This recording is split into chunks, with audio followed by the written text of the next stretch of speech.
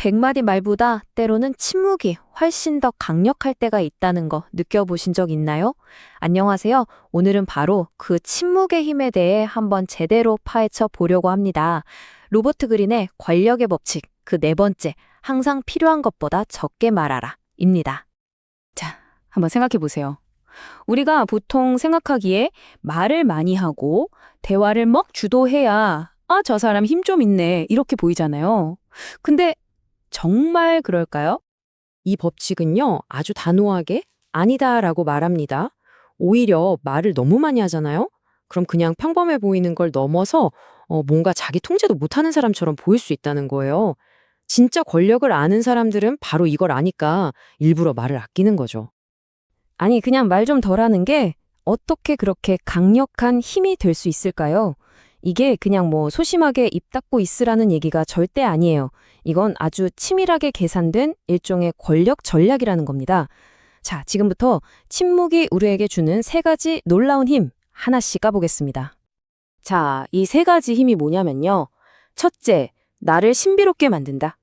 둘째, 상대방의 정보를 슬쩍 빼온다. 그리고 마지막, 돌이킬 수 없는 실수를 막아준다. 와, 이것만 들어도 대단하죠? 그럼 첫 번째 힘부터 한번 자세히 들여다볼까요? 이게 진짜 재밌는 포인트예요. 내가 말을 아끼잖아요? 그러면 듣는 사람들은 저 말에 무슨 깊은 뜻이 숨어 있지? 하면서 막 상상의 나래를 펼치기 시작해요. 내가 만든 그 침묵의 빈 공간을 상대방이 자기 생각으로 막 채워 넣는 거죠. 그러면서 나는 점점 더 속을 알 수 없는 뭔가 대단한 사람처럼 보이게 되는 겁니다. 거의 스핑크스가 되는 거죠. 이걸 정말 기가 막히게 잘 썼던 사람이 바로 프랑스의 태양왕 루이 14세입니다. 신하들이 와서 막 아뢰잖아요. 그럼 그는 그냥 딱 한마디, 지켜보겠다, 이렇게만 말했다는 거예요. 이 한마디의 신하들은 그냥 머리가 터지는 거죠. 도대체 왕의 진짜 속내가 뭐지? 온갖 추측을 하면서 불안에 떠는 거예요. 말 그대로 그 짧은 침묵이 신하들을 쥐락펴락하는 보이지 않는 권력이었던 셈입니다. 자, 두 번째 힘, 바로 정보를 얻어내는 겁니다.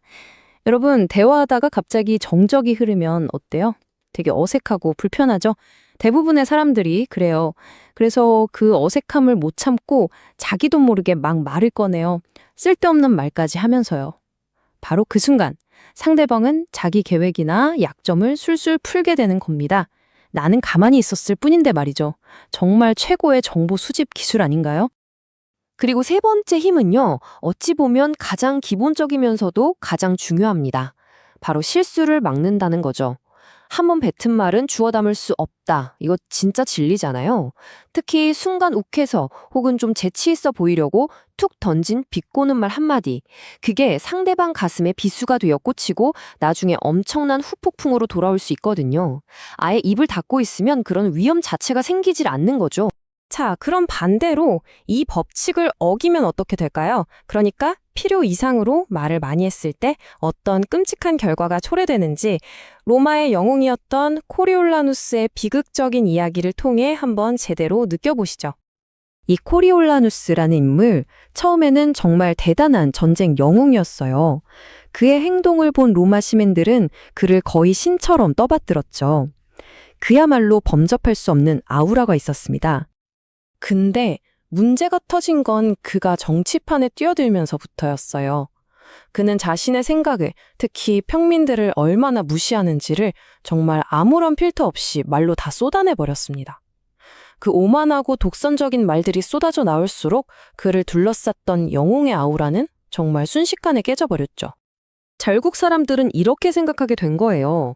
아니, 저렇게 자기 혀 하나 컨트롤 못하는 사람이 어떻게 나라를 다스린다는 거야. 자기 감정조차 통제 못하는 불안정한 사람으로 낙인 찍힌 거죠. 그리고 그 결과는 비참했습니다. 그는 결국 그놈의 말 때문에 모든 걸 잃고 로마에서 쫓겨나는 신세가 되고 맙니다. 레오나르도 다빈치가 이런 말을 했죠. 입을 너무 활짝 벌린 굴은 쉽게 잡아먹힌다. 와, 정말 코리올라누스를 위한 말 같지 않나요? 말을 너무 많이 한다는 건 바로 이 굴처럼 자기의 연한 속살을 그냥 다 드러내놓는 것과 같아요. 나를 공격해주세요 하고 광고하는 꼴이죠. 그는 스스로 잡아먹히기 쉬운 굴이 되어버린 겁니다. 자, 그런데 말이죠. 모든 법칙에는 예외가 있는 법입니다. 무조건 입 닫고 있어라. 이게 만능은 아니라는 거예요. 어떨 때는요, 이 침묵을 깨고 오히려 말을 하는 게 훨씬 더 강력한 무기가 될 수 있습니다. 자, 그럼 어떨 때 말을 해야 할까요? 첫째, 윗사람 앞에서는 좀 조심해야 돼요. 괜히 입 다물고 있으면 얘 뭐 불만 있나? 하고 오해석이 딱 좋거든요. 이럴 땐 명확하게 소통하는 게 낫습니다. 둘째, 일부러 바보처럼 어수룩하게 말을 많이 해서 상대방을 방심하게 만드는 거죠. 에이, 쟤는 별거 아니네 하고 경계를 풀게 만드는 고도의 전략입니다. 그리고 마지막, 아예 말의 홍수로 연막에 치는 거예요. 이 말 저 말 막 쏟아내서 상대를 혼란스럽게 만들고 그 뒤에 내 진짜 의도를 싹 감추는 거죠. 결국 중요한 건 뭐다? 말과 침묵, 둘 다 내 손에 든 카드, 즉 도구라는 겁니다. 자, 그럼 이제 정리를 좀 해볼까요? 결국 이 모든 이야기의 핵심은 뭘까요? 그건 바로 언제 입을 열고 언제 입을 닫아야 하는지를 아는 것, 바로 판단력에 있습니다. 보시는 것처럼 침묵과 말은 각각 역할이 달라요. 침묵은 나에게 권위라는 갑옷을 입히고 상대의 패를 읽는 방어용 방패에 가깝습니다.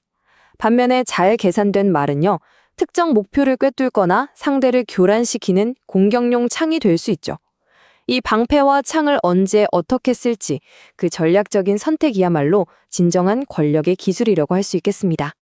결국 모든 건 상황 판단입니다. 자, 이제 이 내용을 들은 여러분의 다음 대화는 하나의 선택지가 될 겁니다. 권위와 신비감을 위해 침묵이라는 카드를 꺼내시겠습니까? 아니면 명확한 목적을 위해 계산된 말이라는 카드를 쓰시겠습니까? 그 선택은 바로 여러분의 몫입니다. 일상에서 한번 이 강력한 도구를 의식적으로 사용해 보시면 어떨까요?